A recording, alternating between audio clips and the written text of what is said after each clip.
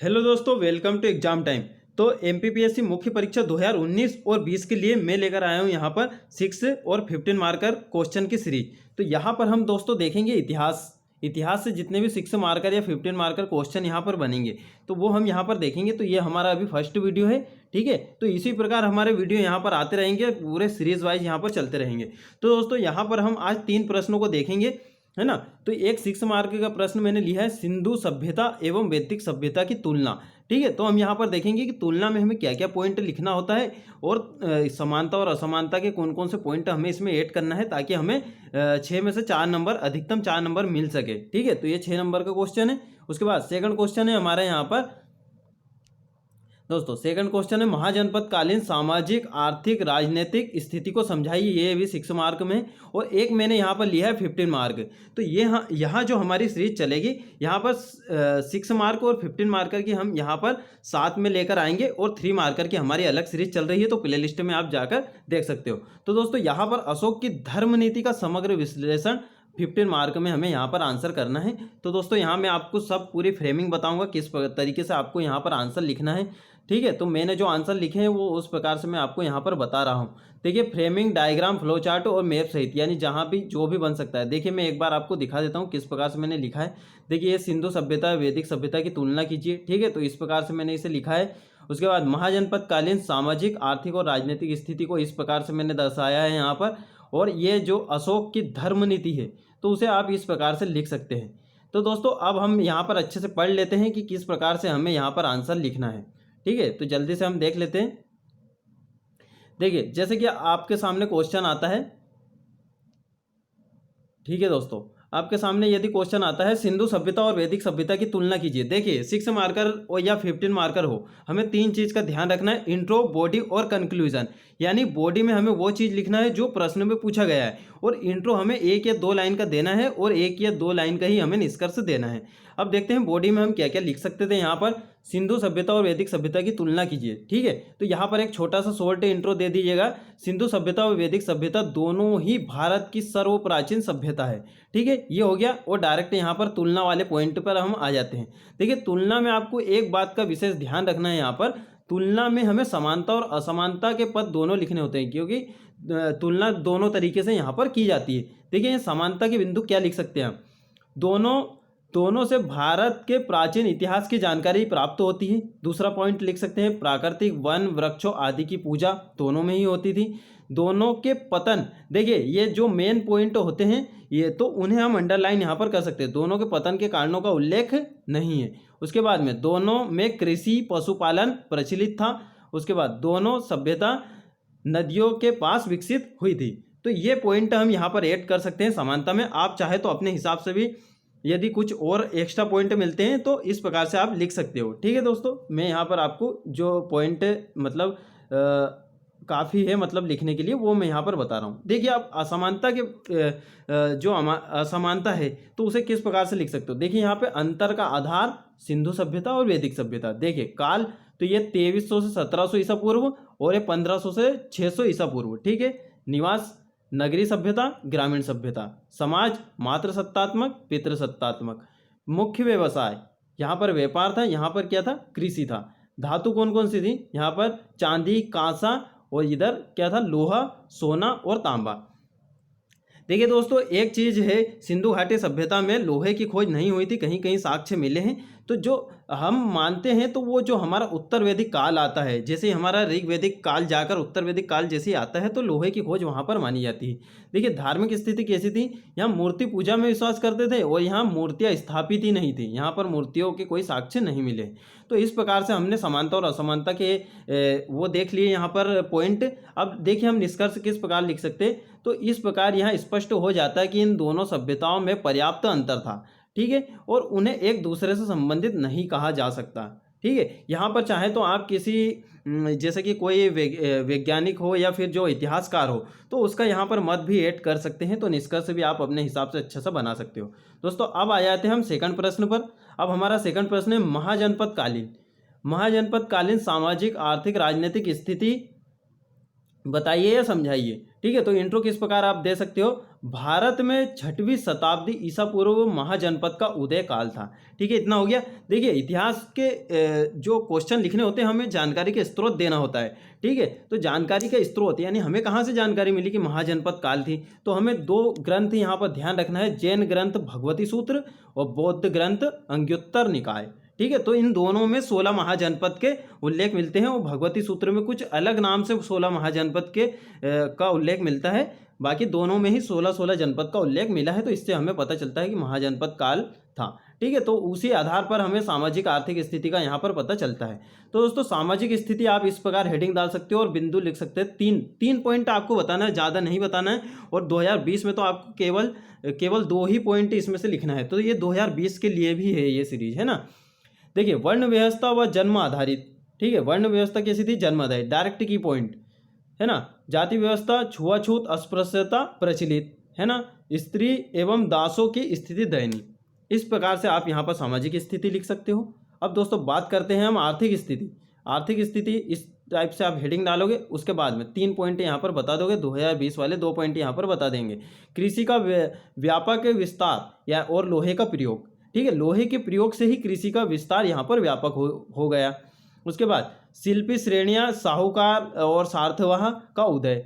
शिल्प श्रेणियाँ, साहूकार और सार्थवाह का उदय। उसके बाद में हम यहाँ पर नेक्स्ट पॉइंट लिखेंगे, नियमित मुद्रा प्रचलित, यानी चांदी और आहत के सिक्के। ठीक है, अब आ जाते हैं हम राजनीतिक स्थिति पर। देखिए यहाँ पर 3 स्थिति पूछी थी, 3 स्थिति में 3-3 पॉइंट हमने बता दिए और 2020 वाले यहाँ पर 2-2 पॉइंट बता देंगे और ये आपका 12 से 13 लाइन में आंसर कंप्लीट हो जाएगा 2020 वालों का। ये है 2019 मेंस के लिए। नए नए गणतंत्रों का उदय, जैसे कि वज्जी और मल्ल। ठीक है, 16 महाजनपदों का उदय, तो ये द्वितीय नगरीकरण कहलाता है। ठीक है, प्रथम नगरीकरण कौन सा था, सिंधु घाटी सभ्यता। महत्वाकांक्षी व योग्य शासकों में श्रेष्ठता के लिए युद्ध हुआ करते थे, तो ये इसकी राजनीतिक विशेषता थी। अब इससे हमें क्या सीख मिली, यानी इससे क्या निष्कर्ष हम निकाल सकते हैं, तो अतः महाजनपद के सभी क्षेत्रों में अभूतपूर्व परिवर्तन हुआ, परिणाम स्वरूप मगध साम्राज्य शक्तिशाली राज्य बनकर उभरा। देखिए निष्कर्ष हमें कैसा लिखना है, यानी क्वेश्चन से रिलेटेड होना चाहिए और पॉजिटिव होना चाहिए। हमेशा निष्कर्ष पॉजिटिव होना चाहिए और भविष्य उन्मुखी होना चाहिए, यानी उसमें फ्यूचर की कुछ बातें होना चाहिए या फिर अभी प्रशासनिक व्यवस्था में उसका क्या यूज़ है तो वो होना चाहिए। ठीक है दोस्तों, अब हम आ जाते हैं हमारे 15 मार्कर क्वेश्चन पर, लास्ट वाले क्वेश्चन पर। देखिए इसे किस प्रकार लिख सकते हैं, अशोक की धर्म नीति का समग्र विश्लेषण यदि पूछते हैं तो आप 2 से 3 लाइन में इंट्रो दोगे। तो अशोक का व्यक्तिगत धर्म बौद्ध धर्म था, परंतु प्रजा के नैतिक, भौतिक और आध्यात्मिक उत्थान के लिए नैतिक सिद्धांतों का प्रसार किया, वही अशोक का धम्म है। ठीक है, यही अशोक का धम्म है। अब इसकी जो धम्म नीति थी, तो धम्म नीति के बारे में हम 2 लाइन लिख देंगे। कलिंग युद्ध 261 ईसा पूर्व पश्चात अशोक का उदय हुआ, है ना। अशोक का हृदय परिवर्तन हुआ, अतः बौद्ध धर्म का अनुयायी बना। साथ ही उसने भेरी घोष की नीति त्याग कर धम्म घोष की नीति यहाँ पर अपनाई थी। ठीक है, ये हम यहाँ पर लिख देंगे। उसके बाद में उद्देश्य, है ना, तो उद्देश्य हम यहाँ पर लिख देंगे, प्रजा के लौकिक जीवन के साथ पारलौकिक जीवन को सुधारना। तो ये यहाँ पर अशोक का धर्म का उद्देश्य था। दोस्तों यहाँ पर आप चाहें तो उद्देश्य के पहले यहाँ पर जानकारी के स्रोत भी लिख सकते हैं, यानी उसके अभिलेखों और इनसे हमें यहाँ पर जानकारी प्राप्त होती है। ठीक है, अब दोस्तों आ जाते हैं विशेषता के पॉइंट, यानी उसकी धम्म नीति की क्या क्या विशेषता थी, तो वो हम यहाँ पर देख लेते हैं। ठीक है दोस्तों, तो धम्म नीति की विशेषता हम यहाँ पर देख लेते हैं। तो विशेषता में हम सबसे पहले देखिए, मैंने यहाँ पर 7 से 8 पॉइंट लिख दी हैं, आप इसमें से 4 या 5 पॉइंट यहाँ पर लिख सकते हो। देखिए वस्तुतः नैतिक नियमों की संहिता है ना, तो उसका जो धम्म क्या है, वस्तुतः नैतिक नियमों की संहिता है। जनता में शांति, प्रेम, बंधुत्व की भावना का विकास किया, विशाल साम्राज्य में सहिष्णुता स्थापित की, अहिंसात्मक अवधारणा पर आधारित था। अहिंसात्मक मतलब होता है कि किसी भी लड़ाई झगड़ा ना करना, कुछ भी नहीं, बिल्कुल सिंपल तरीके से। ठीक है, उसके बाद में लोक कल्याणकारी अवधारणा, मनुष्य के आचरण में पवित्रता लाना, आंतरिक रूपों में आत्मा को शुद्ध करना, और पितृसत्तात्मक अवधारणा की झलक। ठीक है, सॉरी यहाँ झलक नहीं, ये झलक है। ठीक है, तो कुछ वर्ड मुझसे यहाँ मतलब प्रॉब्लम हो जाती है लिखने में। देखिए यहाँ पर मैंने लिखे हैं जानकारी, तो जानकारी इसकी मिलती है कहाँ से, दूसरे और 7वें अभिलेख से। ठीक है। तो धम्म के गुणों की व्याख्या इसमें की गई है। अब देखिए ये वाला पॉइंट आपको यहाँ पर लिखना है ना। तो ये मैंने थोड़ा सा यहाँ पर इधर थोड़ा एक्स्ट्रा आ गया है, हमें इस लाइन के इधर नहीं लिखना है ना, इस लाइन के अंदर ही लिखना है। तो थोड़ा सा आप सेटलमेंट इसे जमा कर लिखिएगा। देखिए गुणों की, धम्म गुणों की व्याख्या यानी कियम चु धम्मे, यानी इसका अर्थ होता है हमारा धर्म क्या है।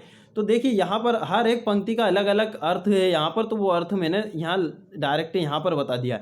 अपा सिन्बे बहु कथाने दया दाने सचे सोचे माधवे साधवे चा। ठीक है। तो ये हमारा संस्कृत भाषा में ये हो गया है। उसके बाद में इसका जो अर्थ है वो अर्थ हम यहाँ लिख देंगे, पापहीनता दुष्कर्मों से बचे, कल्याणकारी कार्य करे, दया और दान, सत्य, पवित्रता, मृदुता, साधुता का अवलोकन करे या अवलंबन करे। ठीक है, इस प्रकार आप लिख सकते हो। देखिए मैंने अब नेक्स्ट पॉइंट और बना दिया, यानी धर्म नीति को उसने किस किस प्रकार से प्रभावित किया था, किस किस प्रकार से स्पेशल बनाया था। तो देखिए दोस्तों, आप यहाँ लोकप्रिय बनाने हेतु क्या कार्य किए थे, यानी धम्म यात्राएं की। तो पहली यात्रा बोध गया और लुम्बिनी आदि में। ठीक है।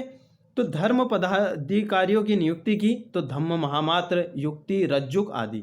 ठीक है। तो ये सब बिल्कुल कीवर्ड में आपको लिखना है। अब विदेशों में राजदूत भेजे, तो पता ही होगा आपको, श्रीलंका में महेंद्र और संघमित्रा, ये दोनों उसके पुत्र पुत्री थे।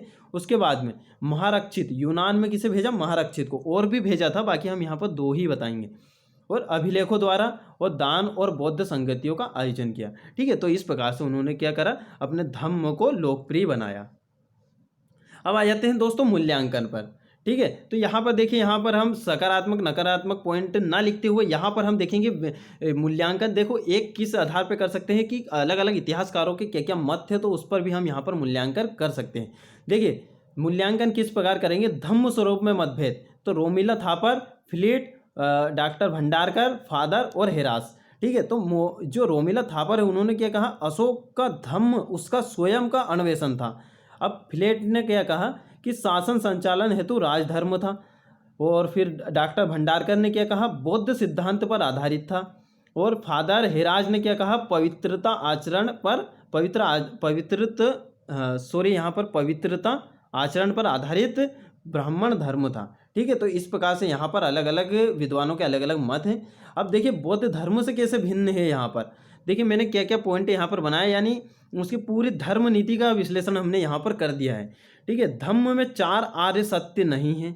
उसके बाद भिक्षु और उपासक का महत्व नहीं है इसमें, और व्यक्तिगत जीवन पर आधारित है। तो यहाँ पर 3 पॉइंट बहुत हो जाते हैं, क्योंकि यहाँ पर हमारे 3 पेज से ज़्यादा जा रहा था उत्तर, तो हमने यहीं इसे समाप्त कर दिया। ठीक है। अब दोस्तों हम यहाँ पर लास्ट में निष्कर्ष लिख देंगे 3 से 4 लाइन का। तो यहाँ पर हम जो मूल्यांकन था उसे भी ध्यान में रखेंगे, और हमने जो धम्म नीति का विश्लेषण पढ़ा उसे भी ध्यान में रखकर ही हमें निष्कर्ष लिखना है। तो दोस्तों लिखेंगे हम, अतः अशोक का धम्म किसी विशेष धर्म का भाग नहीं था, अपितु विभिन्न धर्मों की अच्छी बातों का संग्रह है। एक शासक द्वारा जारी करने के कारण इसमें कुछ राजनीतिक तत्व दिखाई देते हैं, परंतु मूल रूप से अशोक का धम्म मानवतावादी था। ठीक है। ये एक शासक के तौर पर था, यानी एक शासक था, तो बाकी अलग अलग विद्वानों के अलग अलग मत थे कि ये शासक के तौर पर ये एक राजनीतिक धर्म हो सकता है, बाकी अशोक का धर्म मानवतावादी था। तो हमने एक सकारात्मक यहाँ पर निष्कर्ष लिख दिया है। तो दोस्तों इस प्रकार से आप 6 मार्कर और 15 मार्कर कर सकते हैं। और दोस्तों हमारे चैनल के साथ आप बन सकते हो, है ना, टेलीग्राम पे जुड़ सकते हो, लिंक हमने दे के रखा है। उसके बाद में यहाँ पर सारी चीज़ें बिल्कुल आपको पूरी आंसर राइटिंग यहाँ पर कराई जाएगी। आप चाहे तो इनको अपनी कॉपी में नोट कर सकते हो, अलग से एक 3 मार्कर इतिहास की एक 3 मार्कर और 15 और 16 मार्कर के अलग 2 कॉपी आप बना लीजिएगा, आपका पूरा यहाँ पे इतिहास कंप्लीट हो जाएगा। ठीक है दोस्तों, मिलते हैं फिर नेक्स्ट वीडियो में अगले फिर क्वेश्चन के साथ।